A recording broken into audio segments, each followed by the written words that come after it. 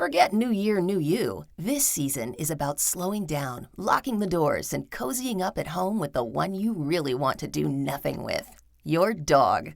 After the holiday chaos, those quiet nights with a blanket, a podcast, and your pup feel like the reset you actually need. Ollie helps make those moments easier with fresh protein-packed meals made from real human-grade ingredients, so your dog can enjoy some quality comfort food too. Choose from 5 recipes and get a personalized plan for your dog's needs. Meals arrive perfectly proportioned with a scoop and storage container, so serving is fast and mess-free. And with Ollie's in-app on-demand health screenings, supporting your dog is easy, ensuring more cuddles for many years to come. Visit ollie.com/truecrime and use code TRUECRIME for 60% off your first box. Hey everyone, are you as excited as I am about the warm weather coming up? I live in Chicago, so I know I am. And what better way to enjoy the warmer weather than with a yummy serving of frozen kefir from Lifeway? Frozen kefir is a creamy, delicious dessert packed with 10 live and active probiotic cultures. It's high in protein and calcium, and it's made from all natural ingredients. And just like the other Lifeway kefir products, they're 99% lactose-free. Frozen kefir comes in 4 delicious flavors: mango, pomegranate, strawberry, or original. Go to lifewaykefir.com/courtjunkie for a coupon. That's Lifeway, KEFIR.com/courtjunkie. Hi, this is Jillian, and you are listening to episode 17 of the Court Junkie podcast. Thanks for tuning in, and as always, thank you for subscribing, sharing with your friends, donating, and leaving me reviews. Before we get started, I have a quick announcement. I just recorded an episode of the Insight podcast that will be coming out next week. I joined the hosts of that podcast, Allie and Charlie, and we talk about the Kathleen Folbig case. It's a case that takes place in Australia and involves a mother who is convicted of murdering her 4 children. It's a tragic yet fascinating case, and I'd love for you to check it out. Now, on to today's episode. In the past, the majority of cases I've covered on this podcast involve victims who are no longer here to tell their stories, whether they're deceased or whether they are missing. Today's case is a little different, because in today's episode, I'm going to tell you about 2 victims who are still alive, 2 survivors who lived through an incredibly horrifying attack, but who have lived to tell their stories in a courtroom. This episode involves graphic testimony about alleged domestic violence and sexual assault, and it involves someone who was a successful MMA fighter who ended up throwing it all away. This is the case of Christy Mack, Corey Thomas, and the trial of War Machine.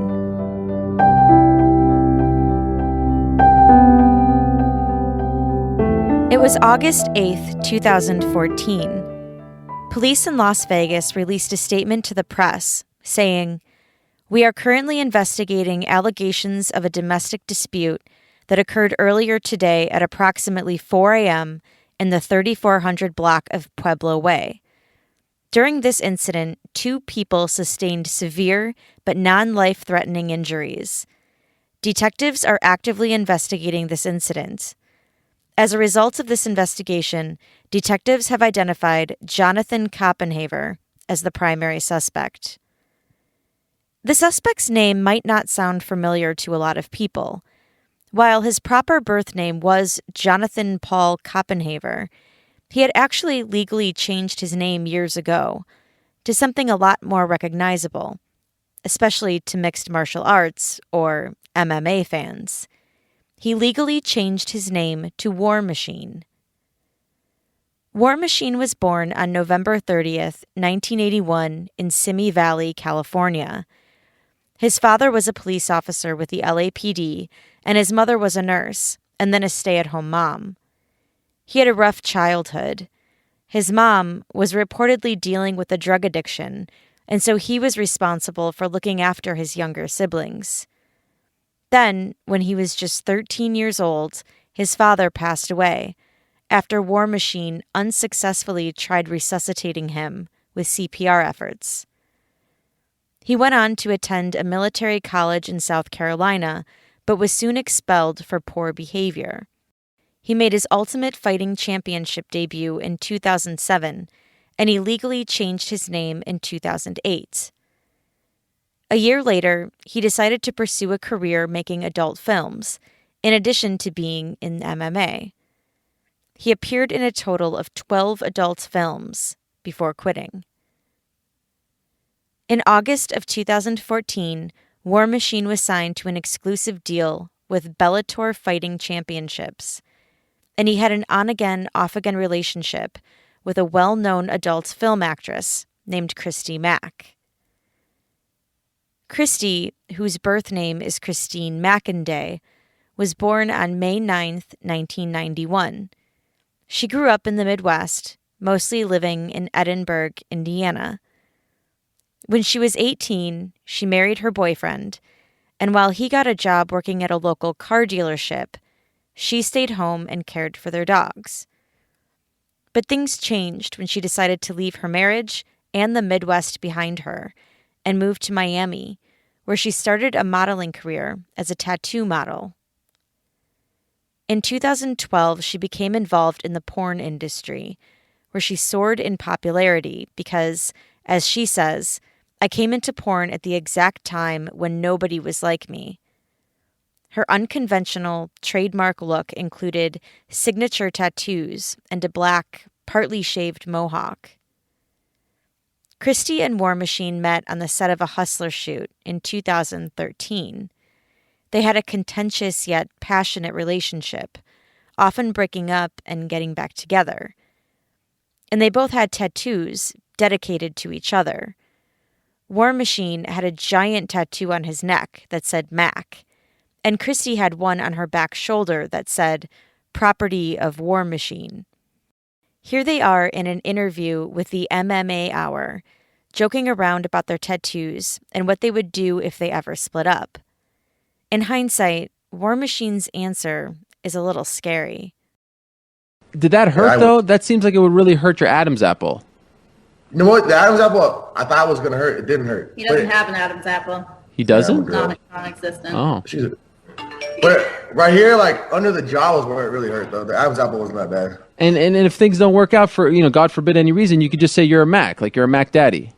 Yeah. But I just told her what I would do is I would just kill her and then I'll put rest in peace. And it's fair enough, really. I'll put rest in peace, Mac. Then I was like, this is a memorial to my dead girlfriend. They don't know what happened to her. She's dead. I mean, honestly, I would probably deserve it. The night before Las Vegas police released that statement to the press, 22-year-old Christy Mack was hanging out with the new guy that she had been seeing, Corey Thomas. Corey owned a successful web design company called the Web Squad, and he and Christy had been casually dating for about 2 months. It was 11 p.m. that night when Corey showed up at Christy's house, armed with dinner he had picked up, and ready to watch Netflix. They weren't even finished with their movie when Christy fell asleep on Corey. He carried her to the bedroom and got into bed next to her. They both fell asleep, having no idea that just a couple hours later, their lives would change dramatically. At about 4 a.m., police responded to a few 911 calls from Christy's neighbors. One of the neighbors reported that a bloody, naked woman was banging on their door, pleading for help. Other neighbors weren't sure what they were seeing, but they reported a suspicious person banging on their door in the middle of the night. When they arrived on the scene, police found Christy laying on the ground, bloodied, bruised, her eyes swollen shut. She was taken by ambulance to Sunrise Hospital in the Las Vegas Valley. Meanwhile, police received another 911 call, this one coming from Web Squad, about 5 miles away. When they arrived there, they found Corey Thomas, who was also bloodied and beaten. Corey told the officers that Christy's ex-boyfriend, War Machine, had gotten into the house while they had been sleeping and had savagely attacked him while he had been laying in bed. War Machine had then allowed him to leave, and Corey did, thinking that Christy would be okay, that War Machine wasn't going to beat her. He had taken his anger out on Corey after all. But the officers told him that Christy had been transported to the hospital, and they advised Corey to seek medical help too. And so he went. Christy was interviewed at the hospital, first by a Las Vegas police officer, and then again by an investigator with the sexual assault unit. The injuries to Christy's face were so severe that they affected her speech, and so during the second interview, the detective had to keep repeating her answers back for clarity. And while Christy and Corey were in the hospital, giving their statements to the police, War Machine was on the run.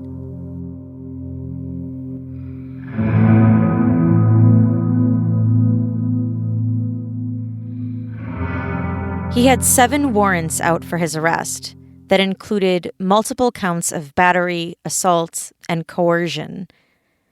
As news was breaking about the incident, War Machine's Twitter account suddenly came alive.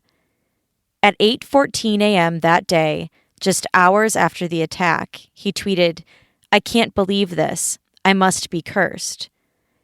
Then the next day, at 5:06 p.m., he tweeted, "At Christy Mack, I love you and hope you're okay. I came home early to surprise you and help you set up for your convention. I can't believe what I found and can't believe what happened." And then, "All I wanted was to surprise you and help you and do something nice. Now this. I'm so heartbroken in all ways. I will always love you." Then the next day, at 10:45 p.m. on August 10th, while still on the run, he sent out a series of tweets. "I'm not a bad guy. I went to surprise my girlfriend, help her get set up for her show, and to give her an engagement ring, and ended up fighting for my life. The cops will never give me fair play, never believe me. Still deciding what to do, but at the end of the day, it's all just heartbreaking. I only wish that man hadn't been there and that Christy and I would be happily engaged. I don't know why I'm so cursed. One day, truth will come out." And the police weren't the only ones looking for War Machine. Dwayne the Dog Chapman, from the A&E TV show Dog the Bounty Hunter, tweeted to him, "Better to give all of your excuses to the judge. You got 24 hours to turn yourself in, or I am coming for you."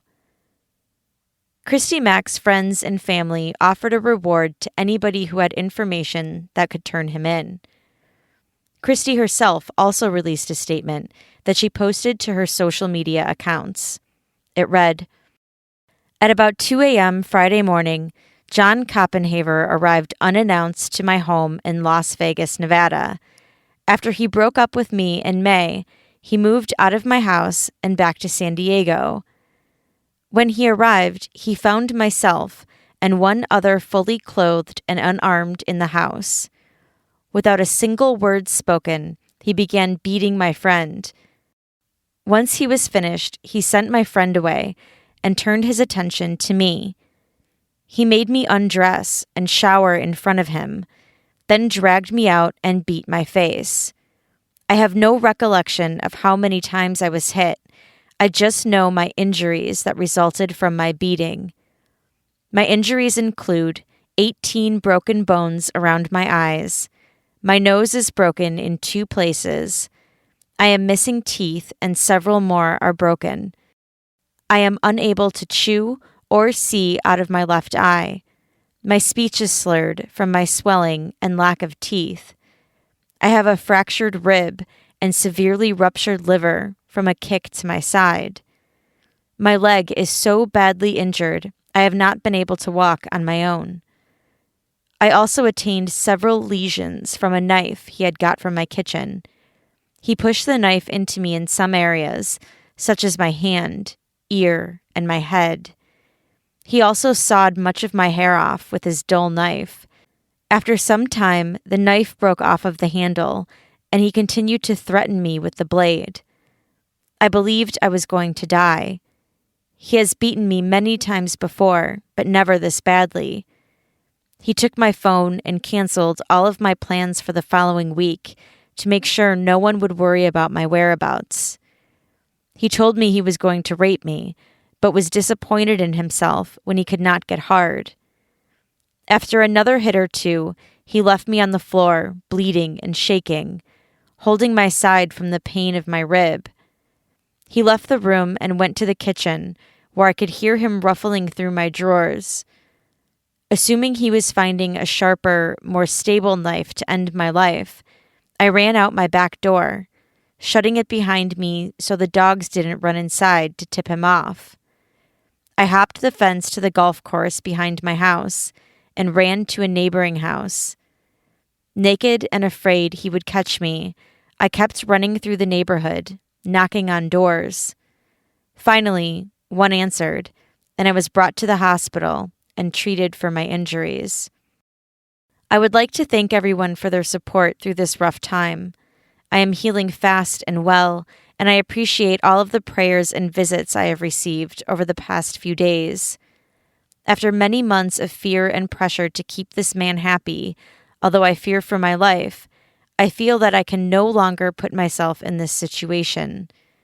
The cheating by him nearly every day and almost weekly abuse is now more than I can stand. There is a $10,000 reward for the capture of Jonathan Koppenhaver at this time. Please report any information to your local police. Thank you, Christy Mack. War Machine wasn't just wanted by police. His life was crumbling professionally, too. After news of the assault became public, Bellator MMA, his employer, released him from his contract. On August 15, 2014, U.S. Marshals finally caught up to War Machine. He was taken into custody at about 1:45 p.m. at an extended stay hotel just off the 118 freeway in Simi Valley, just outside Los Angeles.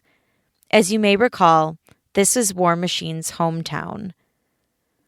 Police broke open his hotel room door and found him standing in a fighting stance. They tased him and took him into custody without further incident. Inside the hotel room was a pizza and a small amount of cash. War Machine was held on a felony charge of being a fugitive from justice. He made a brief appearance in a Ventura court and signed extradition papers. War Machine's attorney, Brandon Sua, said that he was struggling with the response to the allegations against him. He said, "The hardest thing for my client is seeing the responses from the media, the public. There's been a lot of statements on one side. The media has done a good job of painting my client as a monster, but my client is not a monster. He is a good guy." He added that his client did not do anything illegal. And War Machine's fans agreed with him. Using the hashtag #FreeWarMachine, supporters took to Twitter to proclaim support for him, as well as to harass Christy in the process. They posted crude photos of her, including a photoshopped picture of her bloodied and bruised face on top of one of her nude photos.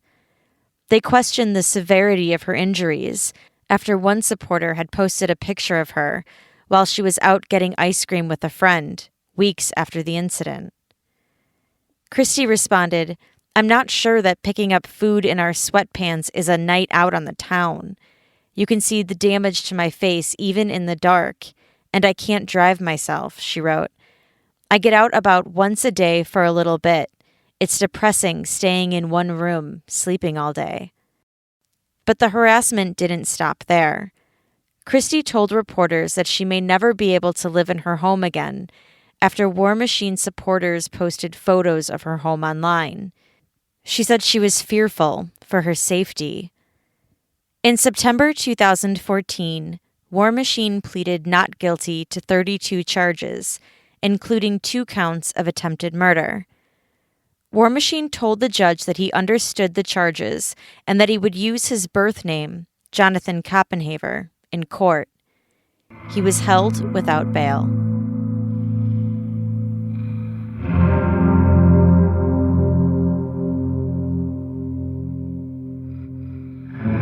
On September 14th, 2014, a little over a month after the attack, Christy posted on Instagram a photo collage of how she looked 2 days, 2 weeks, and then 4 weeks after the incident.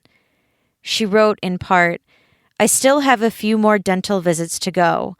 I've had my eyes checked out and made aware that I'm very lucky to have my vision where it is, since the muscle is tethered by the fragments from the blowout fracture in my left eye. My multiple nose fractures will be fixed in the next couple months.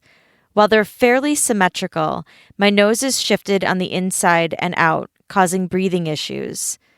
While my face is starting to look decent again from the swelling going down, it is still not my own. Cutting what was left of my hair off and losing 15 pounds, it's a lot when you're 5'1", made me feel even further away from myself. It's hard to look in the mirror every day and see someone you do not know."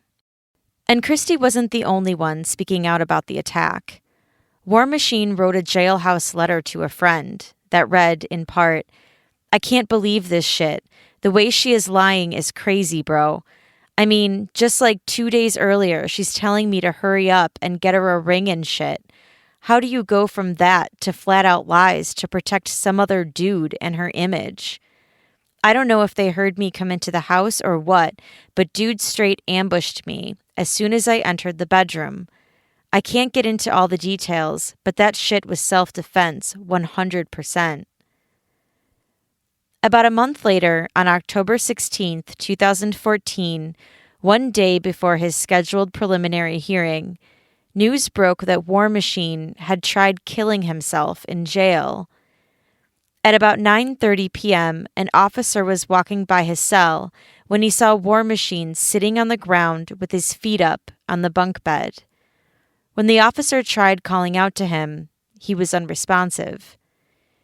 The officer unlocked the cell door and saw that War Machine had tied a piece of linen around his neck, which was then tied to the leg of the bed. His face was purple. The officer cut the linen and removed it from his neck. War Machine was placed in a medical isolation cell on suicide watch. He had written a suicide note that read, in part, "To Christy, my one, I truly love you and planned on being with you forever. When I left you in May, it didn't take long to realize my mistake. I loved you more than freedom. When we reunited, I was 100% dedicated. I know you felt it. I guess it was too little, too late though, because something seemed different about you. It drove me crazy, but I knew that you still loved me because you kept telling me to get you the ring. Looking back on it, I guess you wanted security before you put all of your eggs in one basket again. That night, I was so excited to see you. Finding what I found that night was devastating to me, more than you will ever know. Not just the unfaithfulness, but the way you cared for him and protected him. Not a day goes by that I don't wish that you weren't hurt that night. I hope you know that. If I could do it all over again, I'd have just laid down and let him beat me up. Maybe you still loved me enough to stop him and make him leave. I forgive you. Please forgive me. I love you." He addressed a few other people and then wrote, "I still don't understand how I got into this mess. I don't know why this had to happen. My life was going so well. I know that I made mistakes in the past, but I had corrected that and was living life correctly. It's one thing to catch a case when you set out to commit a crime, but catching a case when you have nothing but good intentions in your heart is just so hard to accept. The severity of the charges makes it that much worse. They want to charge me with battery and DV? Fine, do it, but don't railroad me with BS fantasy charges like rape, attempted murder, kidnapping, and burglary. It's fucking ridiculous, and it's making it impossible for justice. I'm a good person with a huge heart, and everyone who knew me knows that, especially Christy. I don't know what has happened to her, but I'm not going to watch the woman I love go on the stand and tell painful lies about me. I don't know if her scumbag agent is making her do this for money, publicity, or if the DA is just pressuring her / scaring her, or what.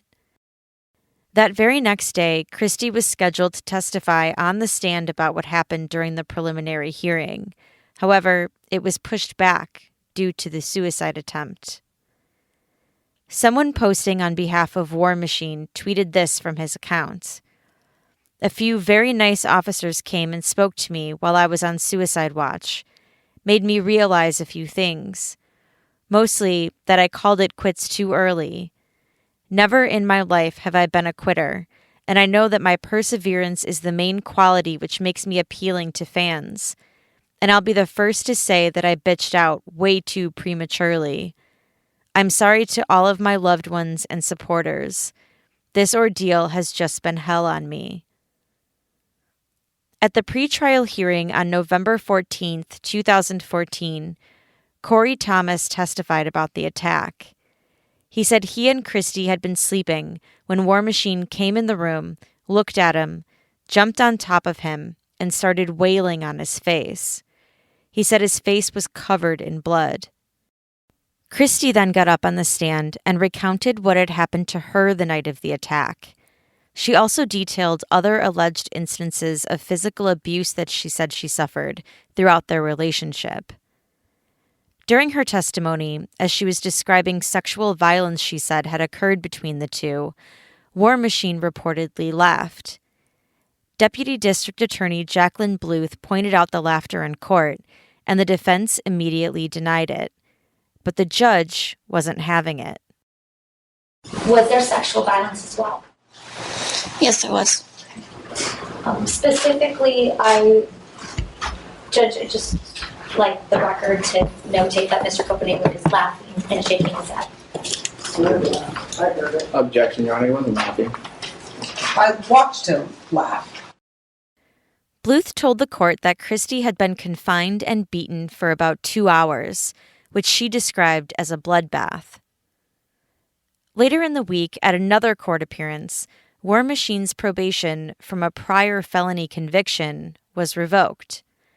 Prosecutors argued that he had violated his probation in connection with the prior conviction of attempted battery with substantial bodily harm. In that case, he had pleaded guilty to allegedly punching a bouncer during a nightclub brawl in San Diego, and he had served a 1-year jail sentence for that arrest. He was put on probation for up to 5 years and was sentenced to anger management and substance abuse counseling.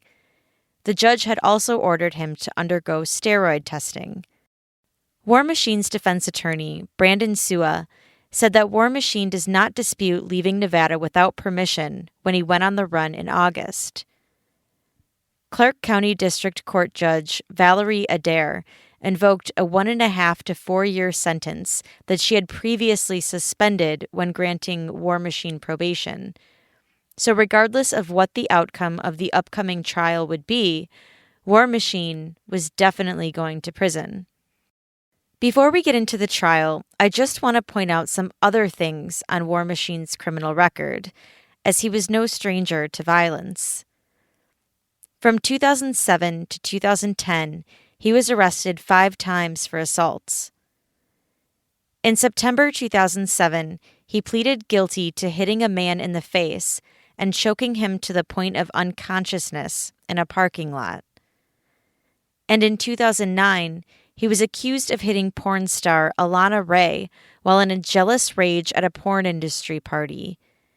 He then reportedly assaulted several people who came to her defense. While he denied hitting Alana Ray, he did admit to punching several men, saying that they had attacked him first. In November 2015, in another pretrial hearing, War Machine's defense argued that Christy Mack couldn't accuse War Machine of rape due to her job in the porn industry.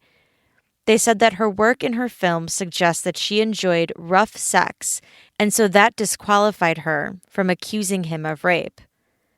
While they were giving their arguments before the judge, War Machine allegedly blew Deputy District Attorney Bluth a kiss. She said, "Judge, for the record, Mr. Copenhaver just blew a kiss at me." War Machine's defense attorney said that he didn't see it, and Bluth replied, I'm not going to make up that he blew a kiss at me, which I find offensive. She also responded to the defense's claims that because Christy was a porn actress, she couldn't accuse War Machine of rape. She said, because she consented to those acts through her course of employment does not mean the defendant is then entitled to think that he can do that to her. The judge asked the defense for a written motion detailing the sexual relationship between Christy and War Machine. Their motion, however, would eventually be denied.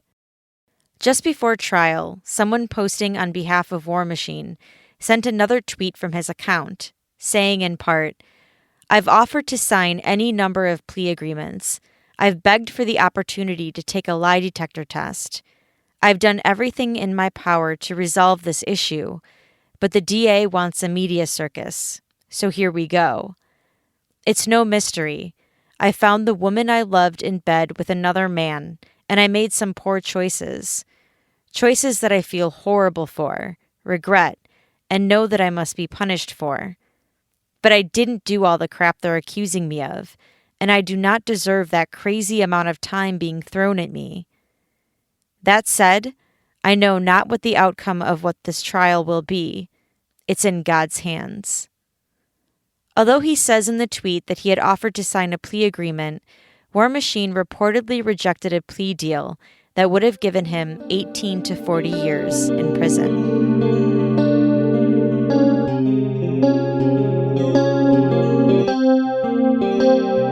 Opening statements in War Machine's trial started on Monday, March 6, 2017.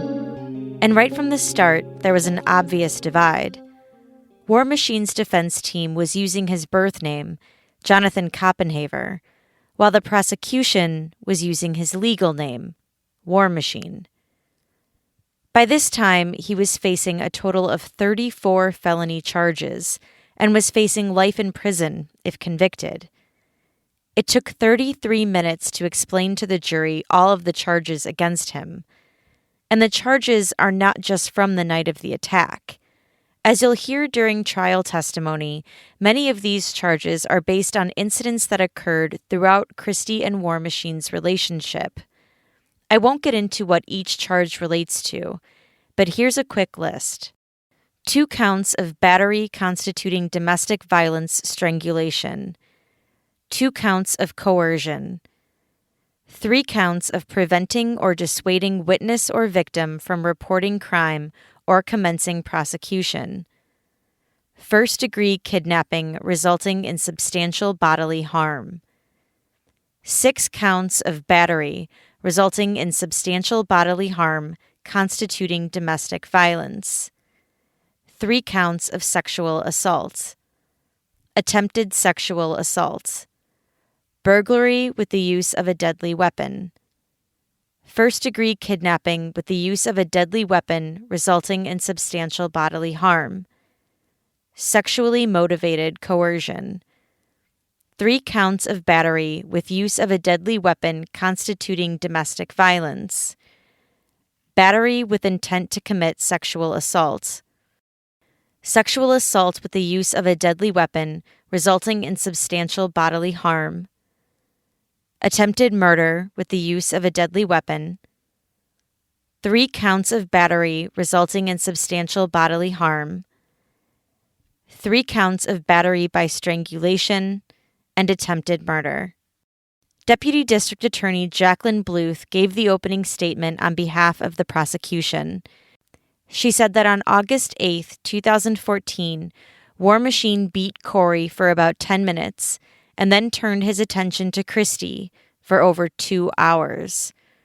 As she spoke, graphic photos of their injuries were displayed to the jury. Bluth said that Christy and War Machine had an atypical relationship and said that Christy liked to be choked during sex, but that the choking during sex was different than the choking that had occurred during an argument. As their relationship progressed, Bluth said War Machine became territorial and got violent with Christy. He started hitting her in the face and head with an open hand, and then he started choking her, frequently. In May 2014, Bluth said that War Machine broke up with Christy. He packed everything and moved to San Diego, but he took his key with him. A month later, in June 2014, Christy met Corey, and they started dating and going on trips together. When War Machine found out that Christy was dating someone else, he texted her and said that he was going to kill himself. Christy was at a shoot in LA at the time, and so she went down to San Diego to be by his side. He promised her that things would be different, and they talked about getting engaged. Christy was dating Corey at this time, but War Machine was telling her that things would be different. On August 7th, 2014, Christy was hanging out with Corey. They watched Netflix and went to sleep. When War Machine came in and started attacking Corey, Christy got out of bed, let the dogs out, and then grabbed her phone and dialed 911. That first call came in at 1:55 a.m. And during Bluth's opening statements, that call was played for the jury. I'm not going to play it here because the quality isn't very good. All you can hear is Christy screaming, "No, no, John, stop. Leave him alone." She had set the phone down after calling so that War Machine wouldn't know that she had called. 911 dispatchers tried to trace the address, but they ended up at a neighbor's house. They determined that everything was fine there, and so they left. After the attack, Bluth says that War Machine started texting Corey from Christy's phone, apologizing, saying that it was all of her fault, and saying that she hopes he's okay. Corey asked if War Machine hurt her, and War Machine texted back, no, he just yelled and left. War Machine then texted Christy's mother, again from Christy's phone, saying that they had screwed her over on the convention that she had been planning on going to the following day, and so she would no longer be going. That way, Bluth said, if Christy went missing the next day, no one would think anything of it. Christy was in the trauma unit for 3 days, and meanwhile, War Machine, Bluth said, went on the run. Christy went into hiding and lived with Corey for about 30 days, and then on August 15th, 2014, War Machine was captured. In the defense's opening statements, Attorney Jay Lederman argued that the evidence will contradict the prosecution's story in a number of key places. As he talks, there's a slideshow shown to the jury entitled Sex, Lies, and Fake Lives. Lederman said Christy and War Machine, who remember he now refers to as John Koppenhaver, were two damaged people, both in their insecurities. He said on one side, you have someone who makes himself the alpha male, and on the other side, you have Christy, who he said gets validation through her public persona and private sexual contact. He said this was a codependency. Lederman said that Christy often shared rape fantasies with War Machine, and that she had wanted to be surprised in sexual encounters. He said public discussions about sex and rape were commonplace in their relationship. He said, ultimately, the two of them were swallowed up by the personas they had created for themselves. Lederman showed the jury text messages between War Machine and Christy. He said a week prior to the incident, Christy had been asking him for a ring. He showed the jury a screenshot of War Machine allegedly shopping for that ring. On the night of the attack at 10:37 p.m., Lederman said Christy had sent War Machine a sexy photo of herself. War Machine responded, I need that.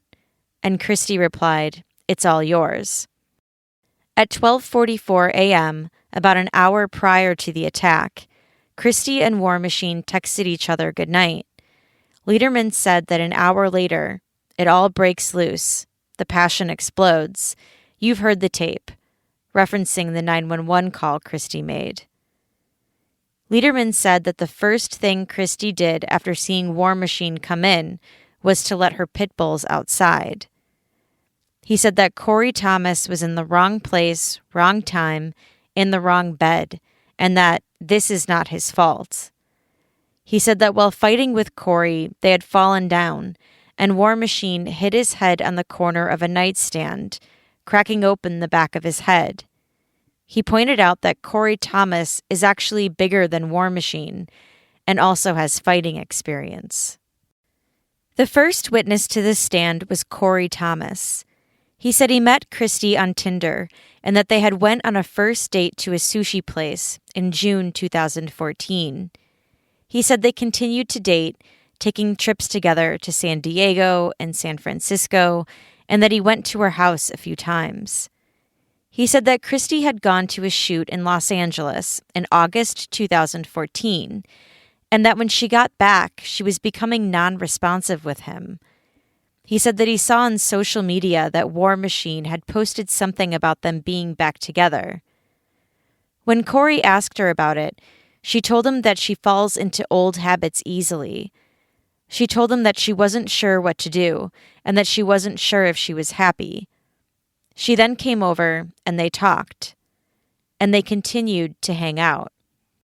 On Thursday, August 7th, they hung out during the day. She told him that she had a tattoo convention the next morning and that she had to set up a booth for it, so he agreed to help her, and they went shopping for her booth. Their plan was to pack both of their cars, and then he would spend the night at her place so they could unpack everything at the convention early the next morning.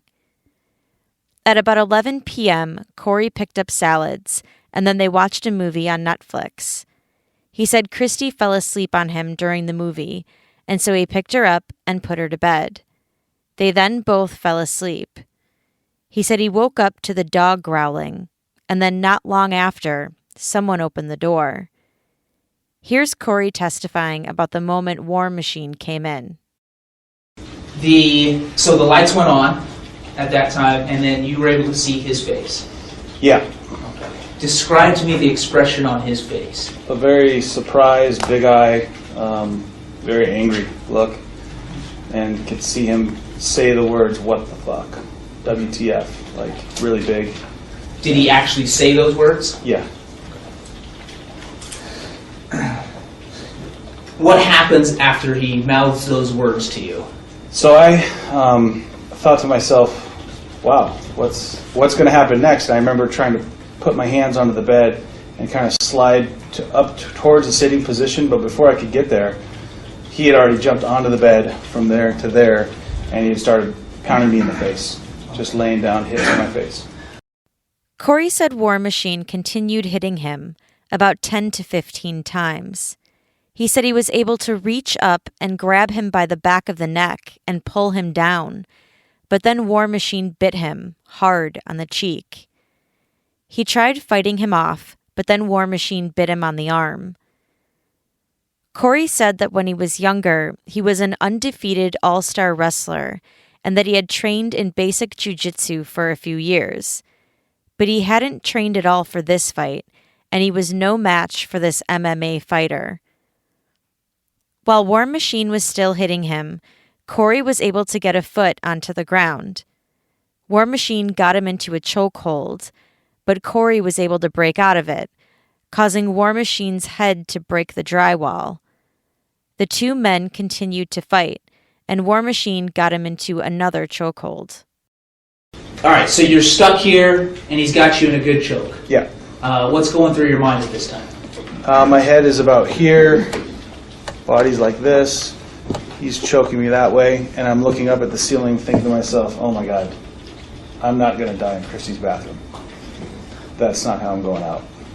And I thought I got seconds because he's got it in really deep. I've been choked before in practice with John Lewis's place. I know what it means.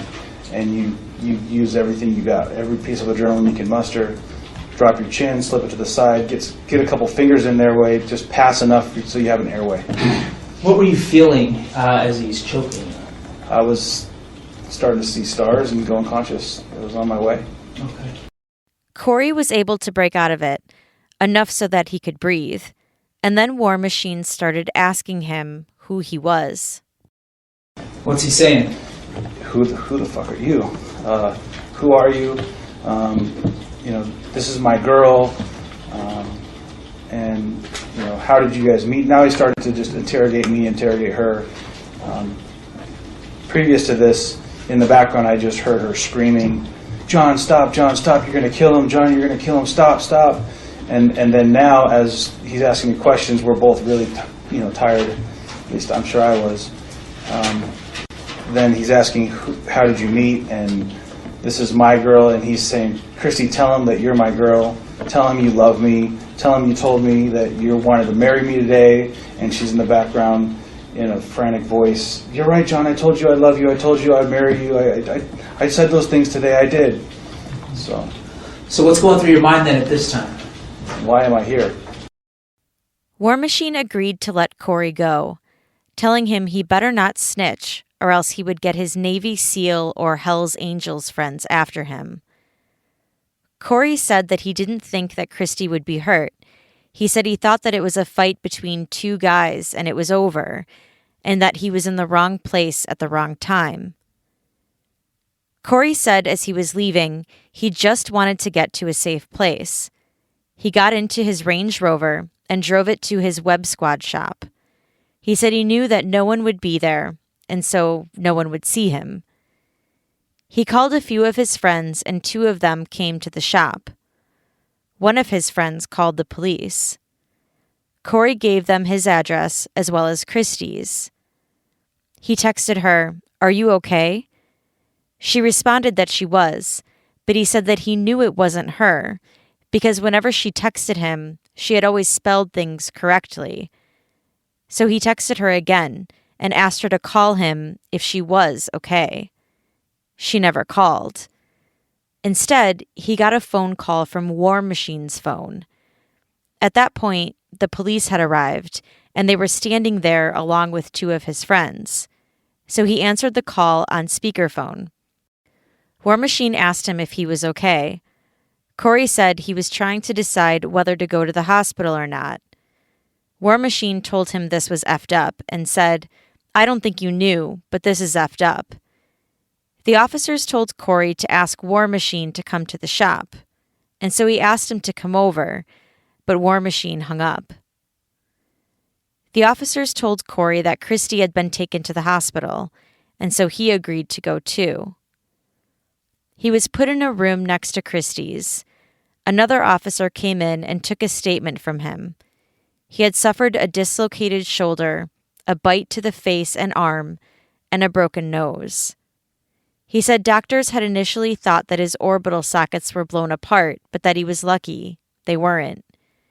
His face and entire head was swollen, and he had a concussion.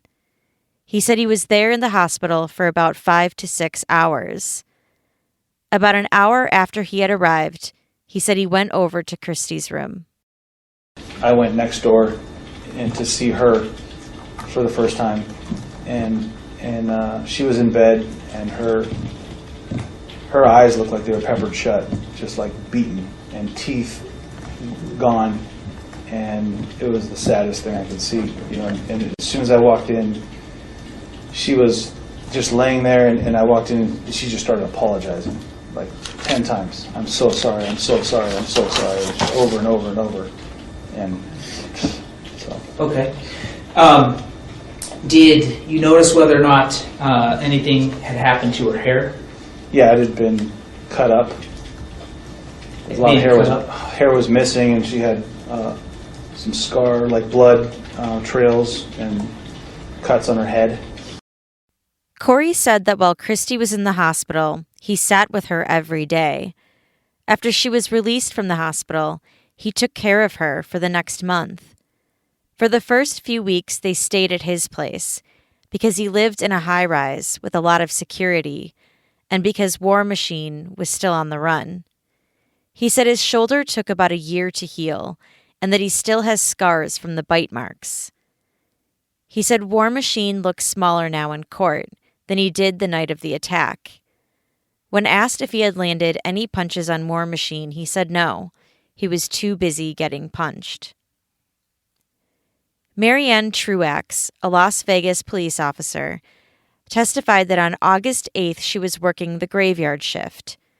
She responded to an initial 911 call that had been placed from Christy's neighborhood at about 1:55 a.m. A woman had been hysterical and screaming on the call. Using the 911 tracking software, the call was traced to an address in Christy's neighborhood, but unfortunately, it wasn't to Christy's house. When she pulled up to the neighbor's house, Officer Truax unrolled the window to see if she could hear anything, but there was nothing. She got out of the car and went up to the door. A man was home and told them that nothing was going on. She left the scene and later got another call to respond to Sunrise Hospital. Once there, she spoke with Corey Thomas and got a verbal statement from him. Another police officer, Somalia Shepard, testified that she was with Officer Truax that night. She said she met Christy and Corey at the hospital. She got emotional on the stand when describing what she saw when she first saw Christy. So, in regards to Miss McInday, can you explain to me physically what she looked like upon your arrival? Oh, geez, her face was completely swollen. Both eyes just puffy, closed. Two of her teeth were missing. Dried blood around her nose, around her mouth. She had bruising on her leg. Just complained of pain. Just traumatizing to see. Can you explain to me her demeanor? She seemed scared. She seemed tired. She seemed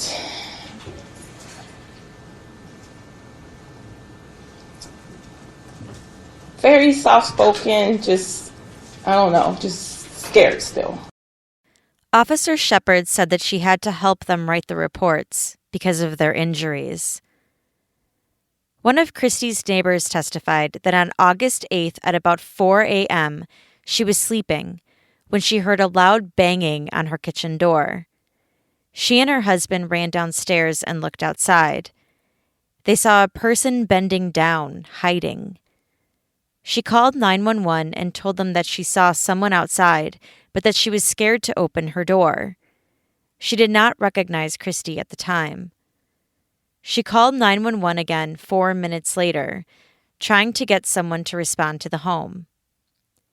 Her 911 calls were played in court.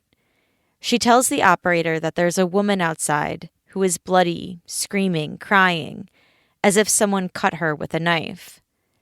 She said the woman had a blanket covering her and a bloody face. The neighbor's husband also testified. He said that when he saw the woman outside, he went upstairs to get his gun. He said that he had seen a story on the news about a woman knocking on someone's door as a ploy to get in, and then they went and killed the homeowner. He said he too called 911 because he thought that the police were taking too long, and he was concerned. His 911 call was also played in court. He's very frantic in his call. He tells the dispatcher that the woman is bleeding and is in bad shape. He urges the police to get there fast because he doesn't want to open the door. The next person to testify was a man named Arthur Harris. Arthur is a paramedic from California who was on a family vacation in Las Vegas. They had rented a house in Christy's neighborhood and had about 15 people staying there. Arthur testified that while he was laying in bed, someone knocked really hard at the door. He said the knocking kept getting louder and was moving to different doors in the house. He at first thought that maybe one of his relatives had been locked out. He said he looked outside and thought that the woman standing there may have been drunk. She was stumbling and slurring her words. He started yelling through the door at her. She responded that she had been beaten up and needed help. "Please help me," she said. He told her that he would call the police, but he didn't open the door because he thought that it might be a setup. They had kids and other family members inside.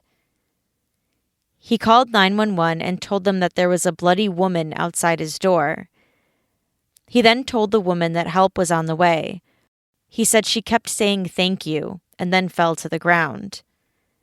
He then went outside and she was on the ground. He said her speech was slurred. He could see that she was bloody and that her face was swollen. He said that she was clearly in distress. She was crying and hysterical. The next witness was Detective Jason Lafreniere. He said he was called out to interview a victim of a sexual assault. He interviewed Christy at the hospital and said that she was visibly emotionally upset. He said it was a little difficult to understand what she was saying due to her injuries. When asked by the prosecutor, Lafreniere said that intercourse is not the only type of sexual assault there is. He said it can have any type of sexual element: digital penetration, groping, touching, rubbing. He said that after talking to Christy, he absolutely believes that what she told him happened was sexual assault.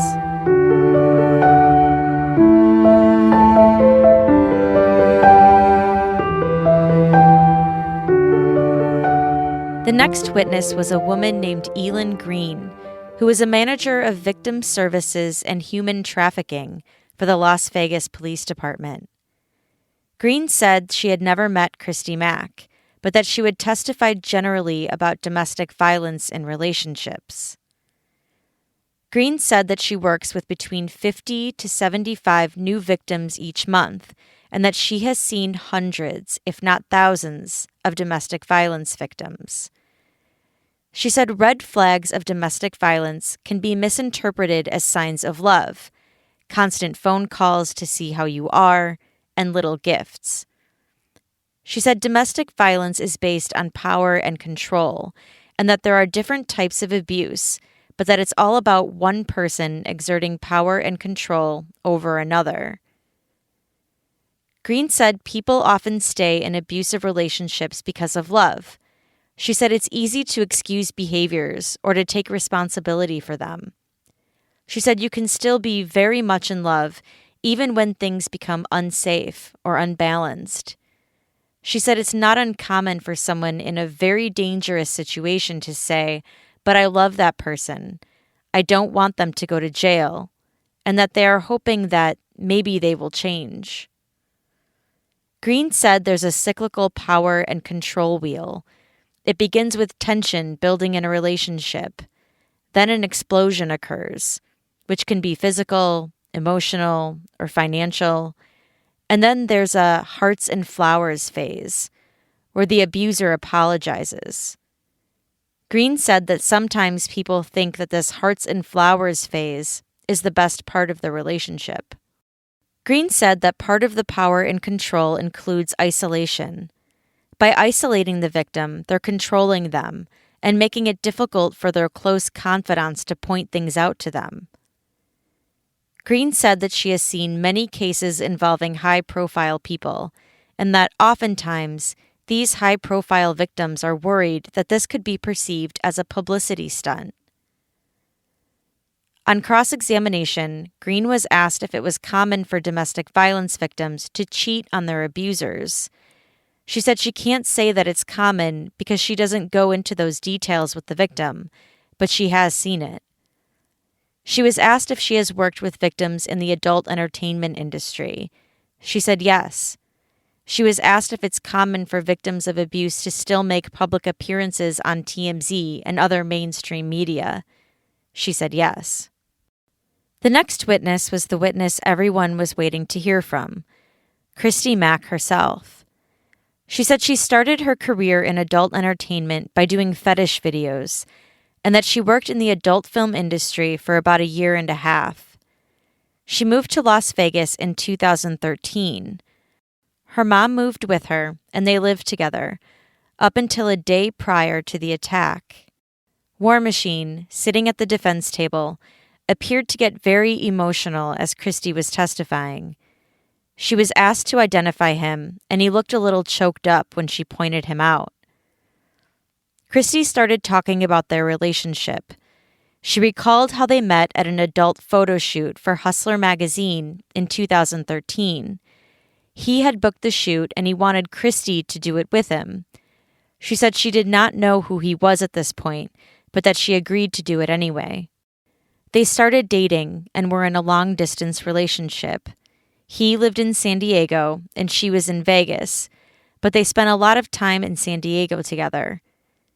They used to go to the movies, the park, and go driving around.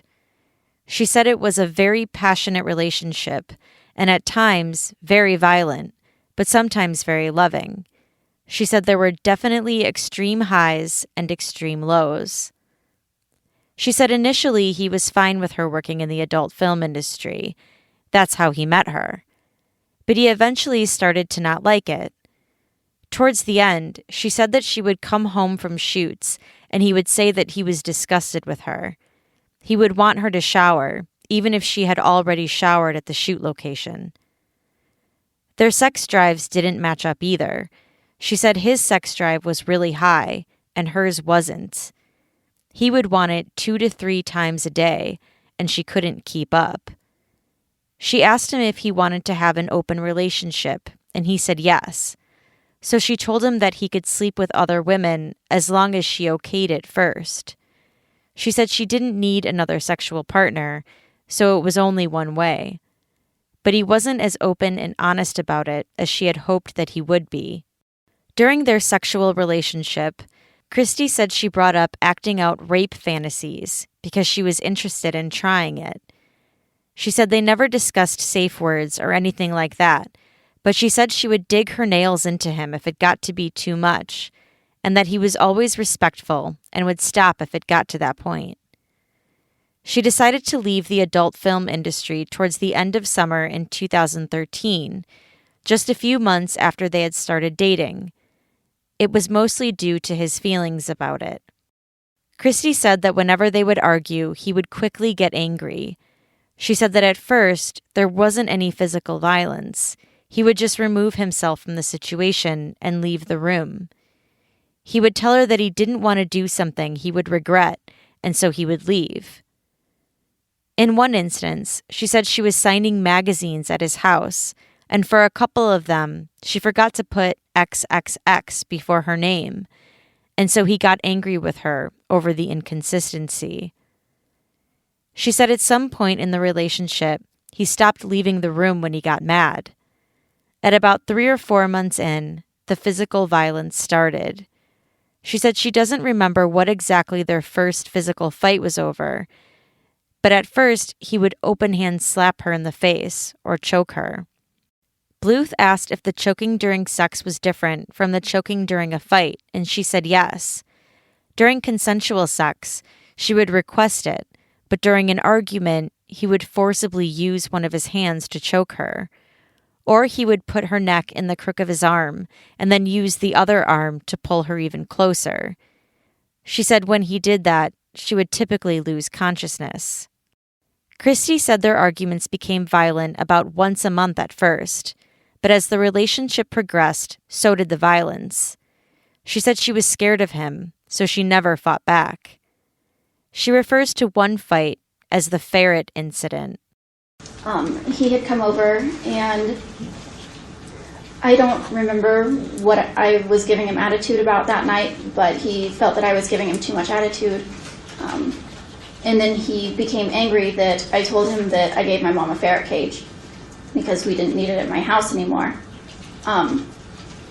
So that just set him off, and while I was cooking dinner, I stopped cooking dinner, and he picked me up by the throat and dragged me to the laundry room.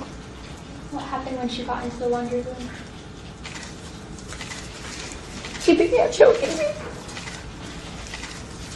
Was he choking you with his hands or with, his forearm? With his hands. When he was doing that, could you breathe? No, I could not. Was it a situation where you started seeing stars? Yes, it was. Did you lose consciousness? I don't know if I lost consciousness.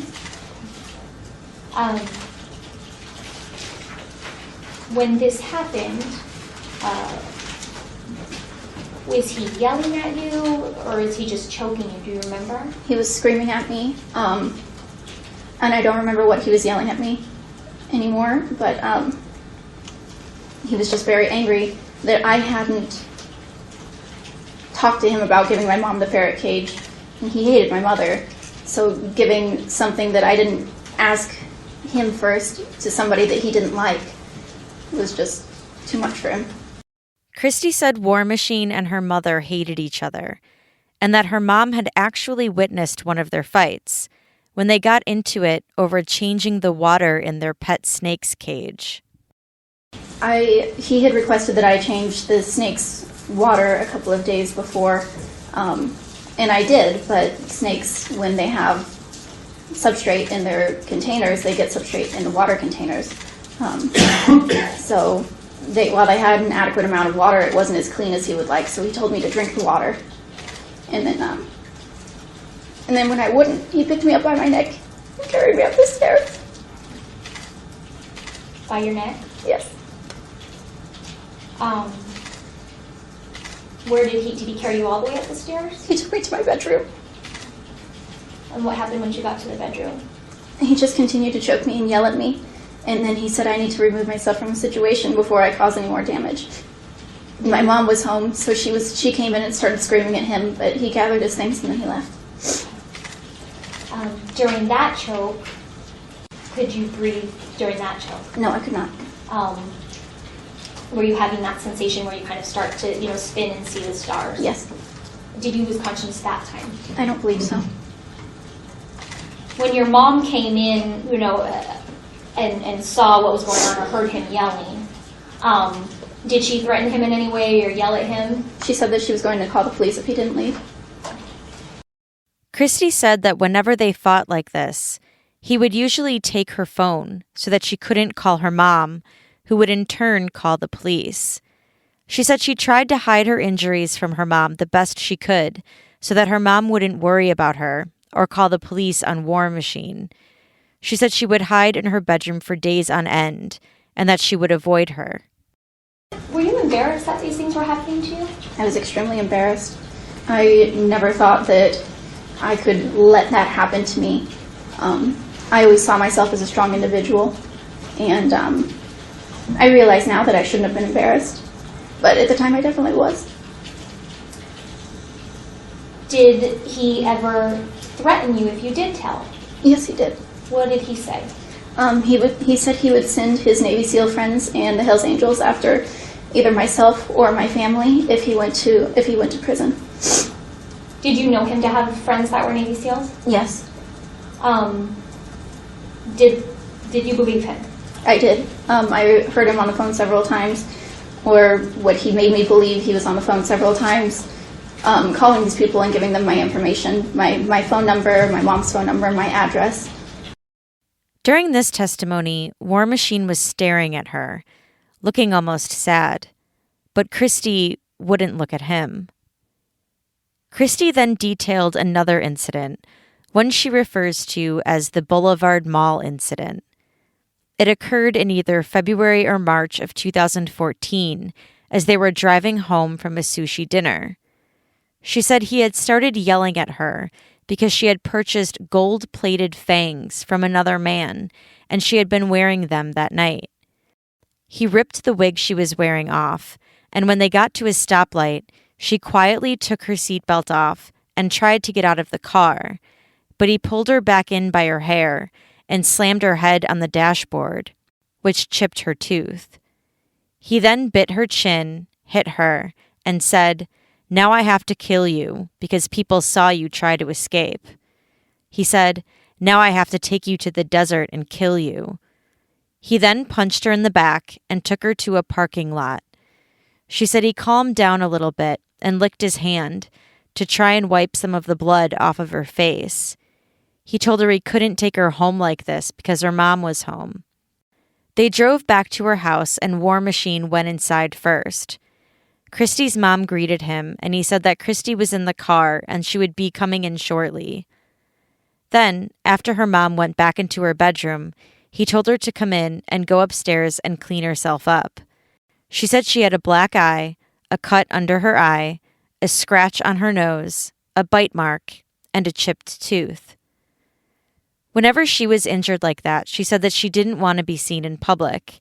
So afterwards, War Machine would often take care of her and run her errands for her.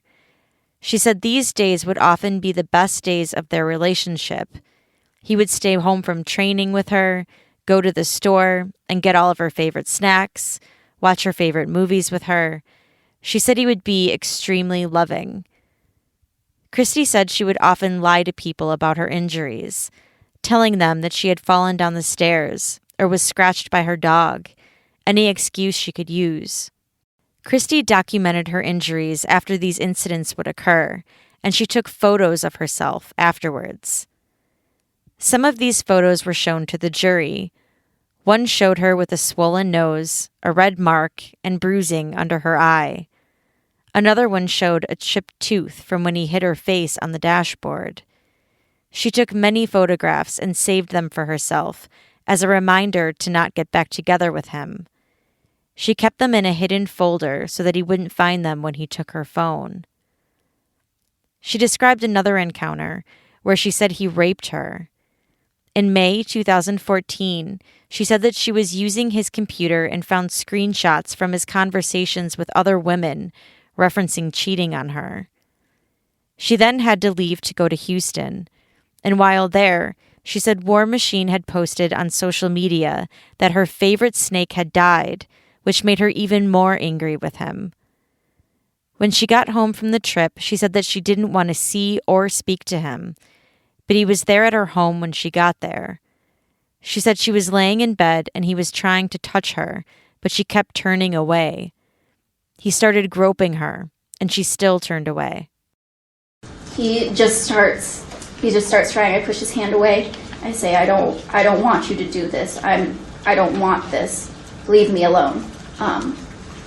So he flips me over, and he gets on top of me, and he starts kissing me, and I just turn my head to try and keep watching the movie. From there, he just he's naked at this point also. He just kind of gets on top of me and starts dry humping me, and then tries to put himself inside of me. Inside of you where? In my vagina. I say no, I push him away, and then he flips me over and tries to put it inside of my butt.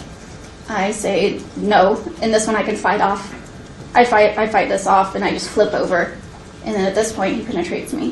When this is going on, are you saying anything? Are you fighting? I start by saying no, please don't. I don't want this to happen, and then I just give up. Did you make clear to him that this is not what I want? Yes, I did. I began crying at some point. I tell him stop, and then I just lay there. After it was done, how did it end? He got off, and then I went to the shower and just kept crying. And he started screaming at me, "What the fuck's wrong with you?" After this incident, Christy said that they continued dating. She said she loved him and would have done anything for him. But the couple broke up in the summer of 2014.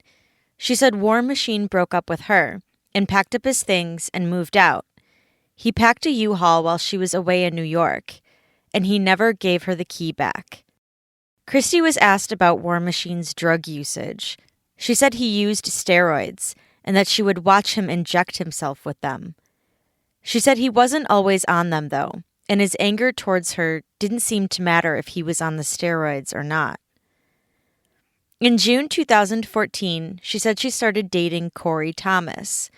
She was still in contact with War Machine, but did not consider herself to be in a relationship with him. War Machine found out about her and Corey and said, "I can't believe you're still talking to me while dating this guy." A few weeks later, in late July, she said he threatened suicide while she was in Los Angeles, something he had never done before. She traveled to San Diego to be with him, and she spent 2 days with him. She said she was still talking to Corey during this time, but she felt like she and War Machine might want to work on things. She said she stopped texting Corey, and he noticed her pulling away from him. They had a talk, and she told him that she no longer wanted to have a sexual relationship with him, but they still hung out. She said that meanwhile, War Machine told her that he wanted to change, and he had never said that before or apologized before. Then came August 7th, 2014. Christy said she thought that she was going to see War Machine later in the weekend, but instead, she was woken up when he came through her bedroom door, flipped on the lights, and started attacking Corey. She grabbed her phone, dialed 911, and then set her phone down. She said she figured that police would be on their way. The audio goes in and out a little bit here, but here is part of her testimony. John was beating Corey, and then at some point he began choking him. Was Corey able to fight? No, he never got a hit in. When you say that he began choking him, to your knowledge, did he choke him one time or multiple times? I saw at least 2 times. We can hear you screaming, but it's not always you're screaming. What is it that you're screaming? I was yelling his name, and then I was yelling that he was going to kill him. You're yelling John's name? Yes. At some point are you screaming, John, stop, you're going to kill him? Yes.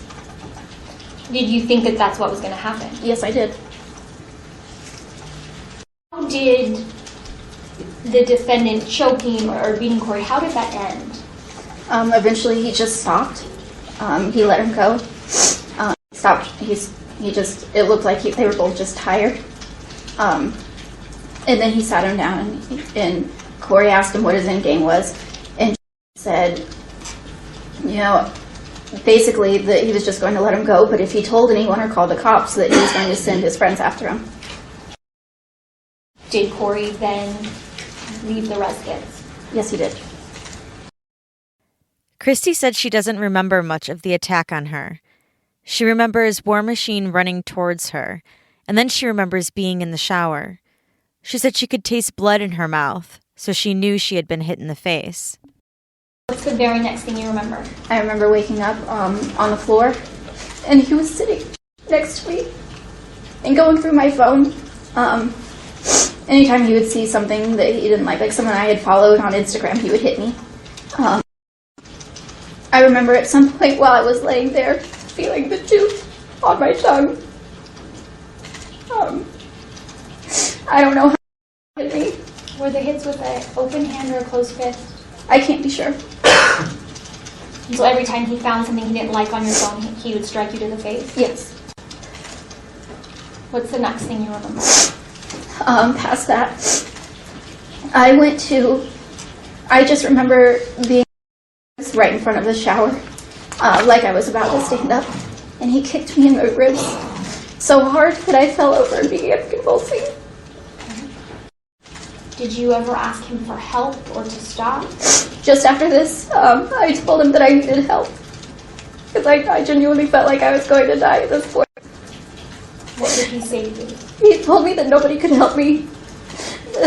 He told me that they were just broken ribs and there's nothing they can do to heal that anyway. He told me, he threw the dog's blanket on top of me because he thought I was just cold. That's the reason I was convulsing. So he threw the dog's blanket on top of me. Okay.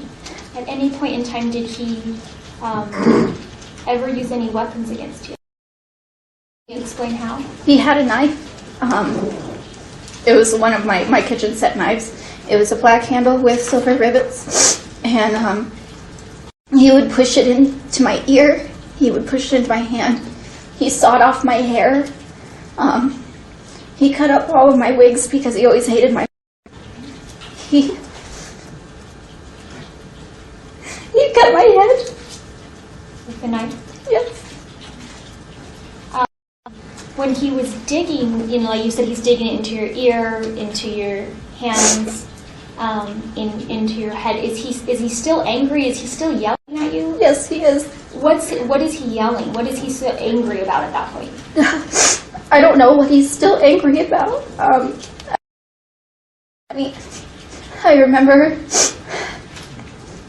just remember him still being so angry he broke the handle off of the knife and still continued to use the knife blade in his hand to push it into me. To push it into the parts that you were talking about Yes. before?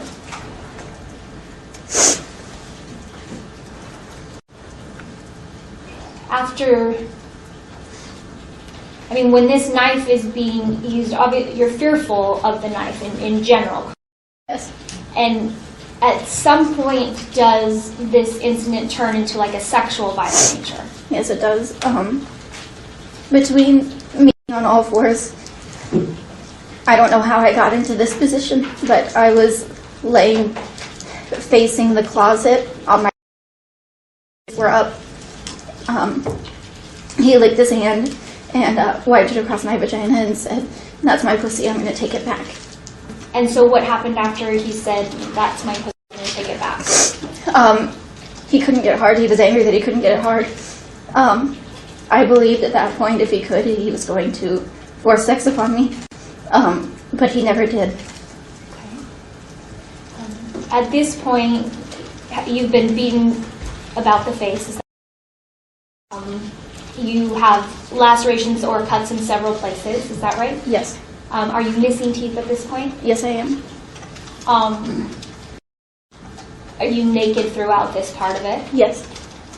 Is there a good amount of blood on your face and your body? I couldn't see any blood. I was just looking up. Is there come a point where he tells you that he's to kill you? Yes. What does he say? He looks at me and he says, "Now I have to kill you. I've gone too far. You can't be seen like this. Everyone's going to know." War Machine told her that he had to kill her, and he took both phones and went down to the kitchen. She said she could hear the metal in the drawers, and she thought that he was getting another knife. So she got up and went through the doors of her balcony. She was naked, but had the dog blanket that he had thrown on her. She said she ran to the neighbor's house, but kept thinking that he was behind her. She went to about 3 or 4 houses, frantically banging on doors, before someone finally helped her. The court then went over emails that War Machine had sent her the following morning, hours after the attack. On August 8th at 6:23 a.m., he writes, "I love you so much. I can't believe you did this. I'm hurting so bad. I planned to marry you. I thought you were being good to me. This hurts so bad." On Saturday, August 9th at 3:16 p.m., he writes, "We can still be together. We can move to the country and breed snakes and just be with one another. I can forget and forgive what happened, and so can you. I love you. I hope you're okay. You're my one." And on Sunday, August 10th at 4:05 p.m., he says, "I think of you 24/7. I love you. I hope you're healing okay. I have been so sad. I still love you. You are in my thoughts." At this point, when these emails are read, War Machine is sitting at the defense table, and he starts visibly crying. Christy detailed her injuries for the jury and said that she underwent several surgeries. She had her nose corrected and had at least 4 oral surgeries. Bluth then read text messages out loud to the court. They were text messages that they had exchanged throughout their relationship. One exchange started with Christy writing, "Please just no more violence. Last night I was out good and my throat hurts. The next one could be the one that kills me." War Machine writes, "Stop. Won't kill. It's hard to do. My throat hurts too from choke." Christy replies, "But when is going to be the last time you don't let me go?" He writes, "Never. I'd never kill you that way. That would be a dumb way." And then he writes, "Will kill." Another text conversation began with Christy writing, "I just need your emotional love right now. Your physical love might kill me today." War Machine's response was, "Grr, P-word. Anyway, what do you want for dinner today?" Christy testified that she never tried fighting back because there was no way that she could overpower him, and if she were to fight back, the retaliation would be 10 times worse. After the attack, she said she still had feelings for him. Did you still have feelings for the defendant? Yes, I did. For a period afterwards? Yes. Do you still now? No, I do not. What has changed? Once they became involved with the domestic violence community, they really helped me understand what was happening to me was not a healthy relationship. And they really just helped me understand the gravity of the situation and how I could turn my situation into something so helpful for other women. That if I decided to stay strong and I decided to testify and really stand up for this, that it could help so many other women. On cross-examination, Christy said War Machine suffered from depression and irritability. Defense attorney Lederman asked Christy questions about her appearance and questioned why she had worn a high-collar shirt yesterday as opposed to exposing her neck today. He asked if she had been attempting to cover up her tattoos, and she said no. He then asked her about what plastic surgery she had on her face in the last couple weeks. She told him that she had only had lip fillers done. Lederman then tried to ask about what implants she had had, but the judge sustained an objection by the prosecution. Lederman also asked about Christy's social following and asked if she had seen a large spike in Twitter followers because of this case. She said that she doesn't really keep track. He asked how many Instagram followers she has, and she responded that she has 2.7 million followers. Since the attack, Christy said that she has created domestic violence emojis and that she donates 25% of the proceeds towards domestic violence shelters. When asked about her injuries, Christy said that the doctor had told her that she had fractured 2 ribs and had a severely ruptured liver.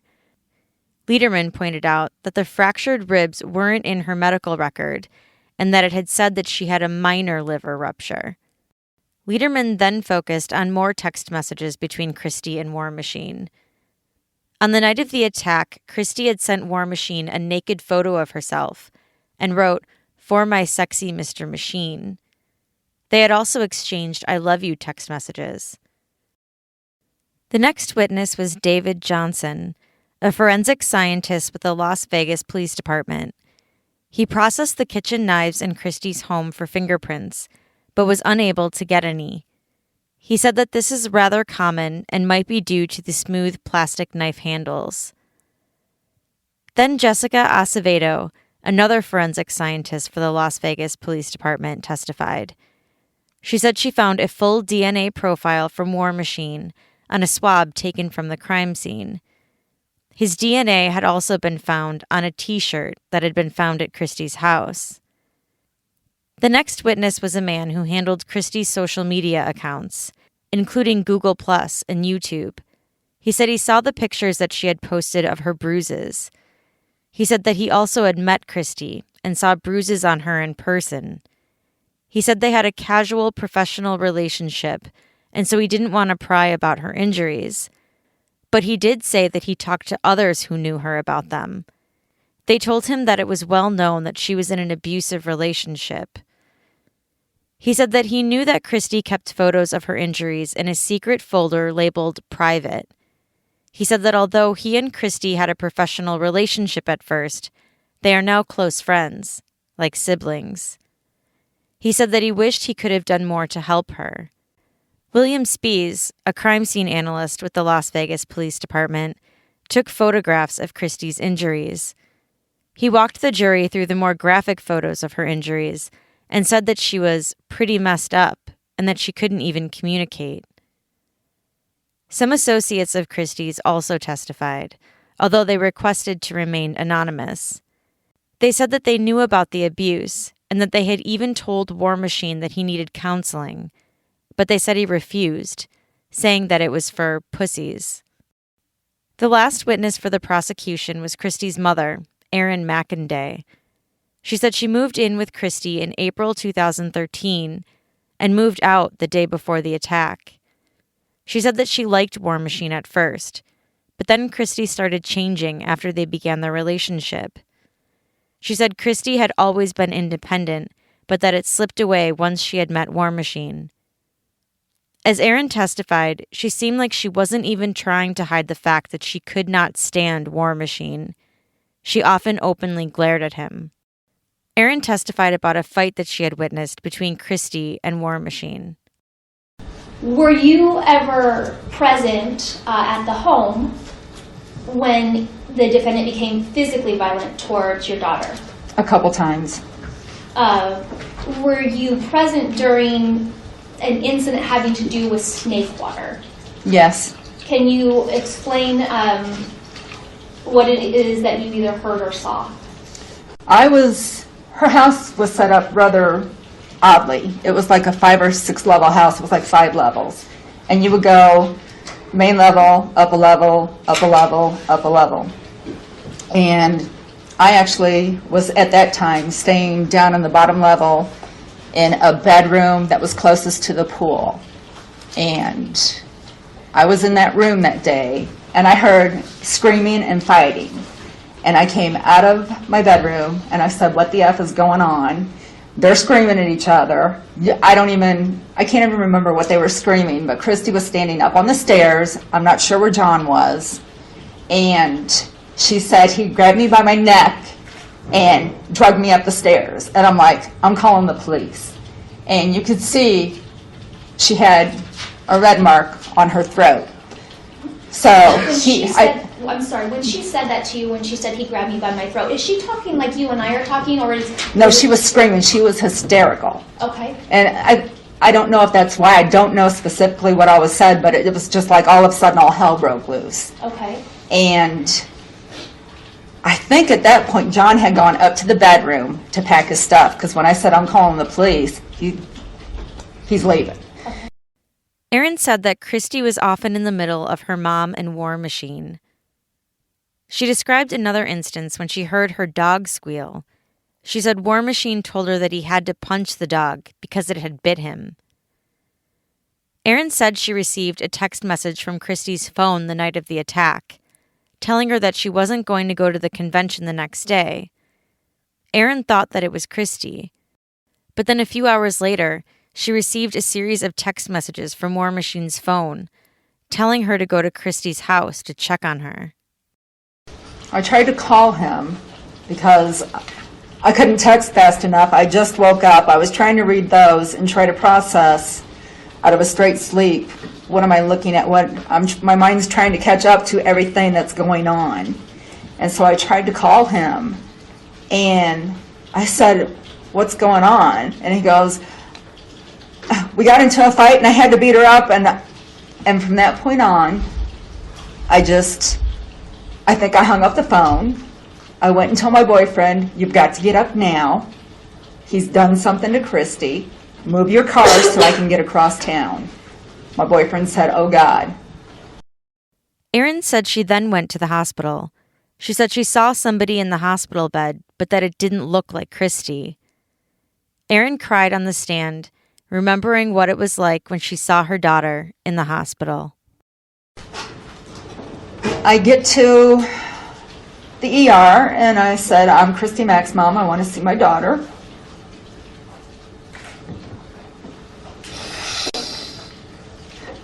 And they took me to her room. And I walked in and she was laying in the bed and it didn't look like her. And I walked around and I grabbed her hand.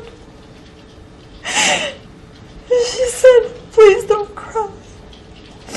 So I squatted down underneath the bed so I wouldn't upset her. And I held her hand and I cried. And then I stood up and I said, "This is done. This is done." Meaning her relationship with him. Erin said that since the attack, Christy has become more loving and that she doesn't take her safety for granted. She said she's quiet about it and doesn't want to talk about it. She is then asked if she regrets not going to the police after having witnessed some of the violence. She addresses War Machine and glares at him. Do you regret now, not stepping in and going to the police? No. Mm-mm. The other incidents that I saw, I really wish I would have shot you. That's my retrospective. I wish I would have shot you. Okay, thank you so much. Your Honor, that concludes my direct examination. The defense started their case with Dr. Stephen Sachs, a doctor who specializes in facial and dental injuries. He didn't treat Christy, but he saw photos of her injuries. He said he also reviewed Christy's blood work, which showed that she had tested positive for opiates. Dr. Sachs said that he has seen eye socket fractures hundreds of times and that they're not very serious. He said it was difficult to determine the exact number of hits, but that the injuries to Christy's face could be consistent with 2 blows in rapid succession, 1 punch to the cheek and 1 punch to the center. He explained that the facial bones are like small pieces of glass.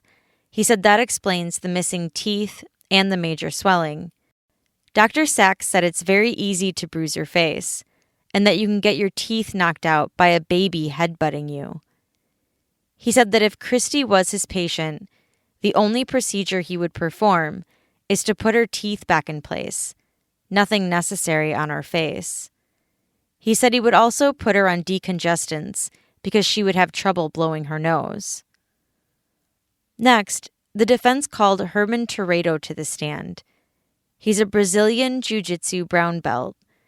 He owns his own gym and has known War Machine since he was 17 years old. Toreto said he and War Machine used to train together, and that War Machine would sometimes forget what day it was during training. For example, he would think it was Tuesday when it was Monday. Toreto said that he and War Machine have choked each other as part of their training. He said War Machine has choked him unconscious multiple times, and that he wasn't aware of any chokeholds that have ever resulted in death in MMA fighting. Toreto gets up and demonstrates what a rear naked choke is on defense attorney Brandon Sua. He then demonstrated the seatbelt move, which is what the defense says War Machine really did to Corey Thomas.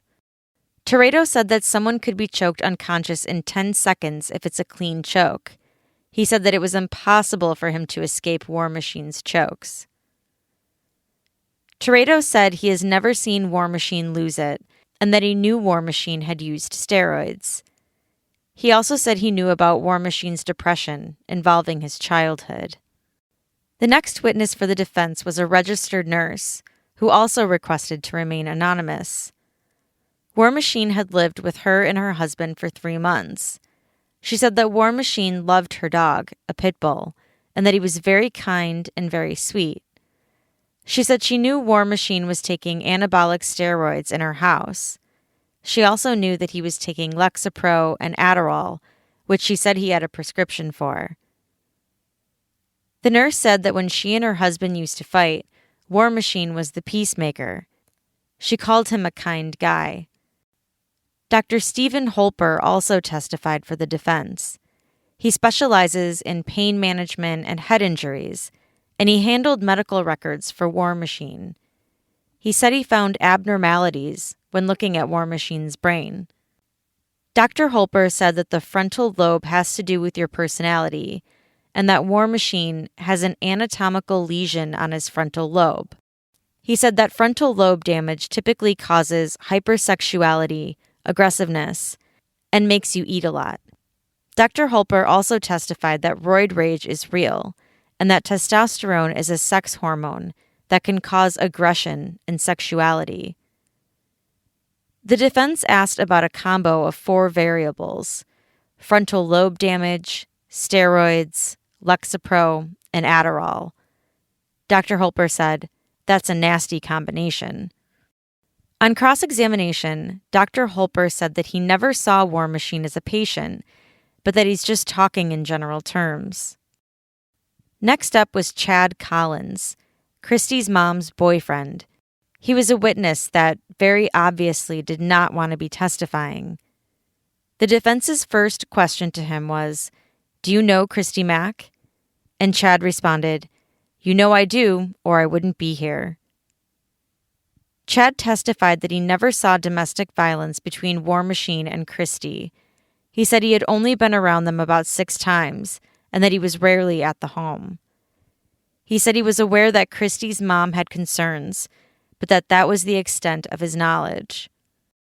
The defense rested, and the prosecution had one last witness. The ER doctor who treated Christy took the stand. He said that Christy had 2 broken bones in her nose, another on her face, and a lacerated liver. He said that Christy also had blood in her urine, and so at first he thought that she had a lacerated kidney, but she didn't. He said that there was no way for him to know how many times Christy was hit, but that it was at least once.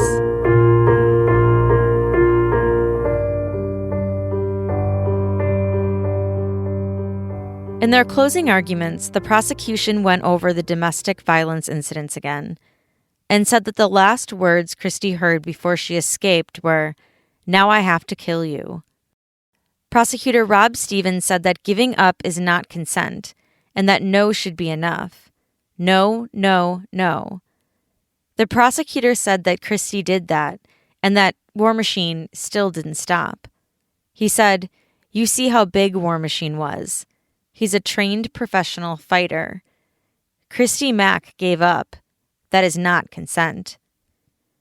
Stevens also said that it didn't matter if War Machine had a key to Christy's home, that he still didn't have the right to enter, and that he saw Corey Thomas's car outside. Stevens reiterated the violent attacks that happened to both Corey and Christy. He said War Machine choked Corey 3 times, and that he doesn't have to lose consciousness or see stars. It's a crime. He said that just because War Machine didn't finish off Corey Thomas, that doesn't mean he didn't commit attempted murder. He said War Machine is guilty of kidnapping because he held Christy in that room for 2 hours. He had a knife and her cell phone. Stevens brought up the fact that War Machine went on the run. He said that doesn't mean he's guilty. But why do people run? Consciousness of guilt. In the defense's closing arguments, Attorney Lederman told the jury that they were willing to concede on a few charges.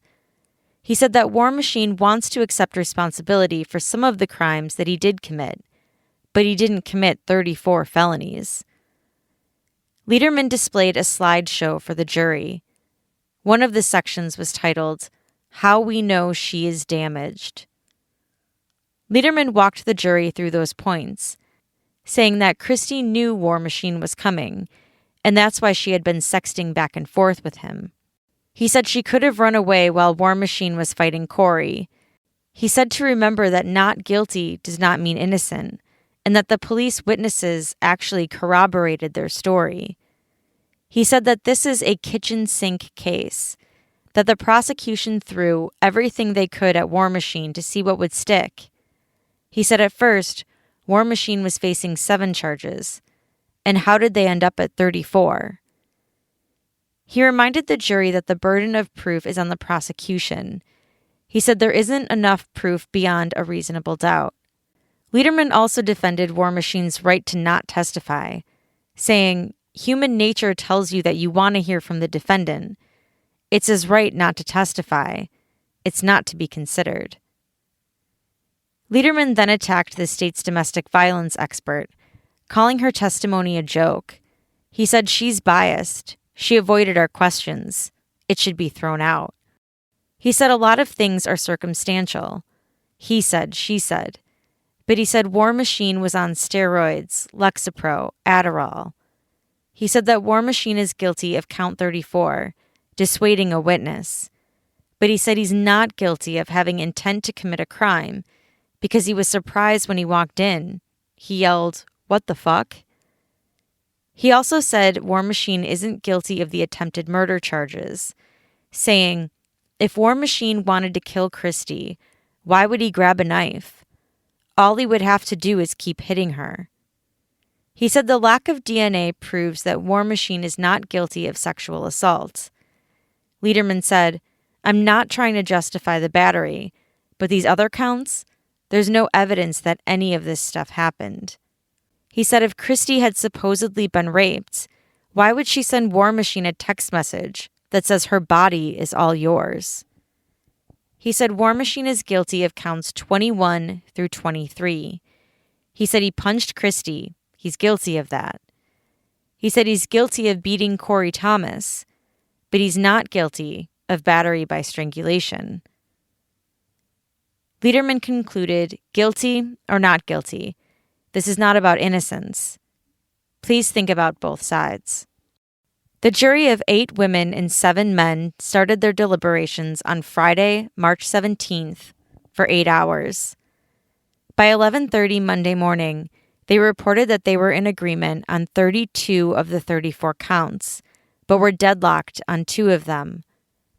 They were told to continue until shortly after 1 p.m., when they announced that they were finished deliberating, even though they were still deadlocked on those 2 charges. The verdict was announced, and War Machine was found guilty of 29 counts, including sexual assault and battery constituting domestic violence. He was found not guilty of 3 charges, including burglary with use of a deadly weapon, sexually motivated coercion, and battery with intent to commit sexual assault. The jury remained deadlocked on the charges of attempted murder with use of a deadly weapon and attempted murder. War Machine will be sentenced on June 5th, 2017. As for what kind of time he's facing, he could be sentenced to as much as life in prison.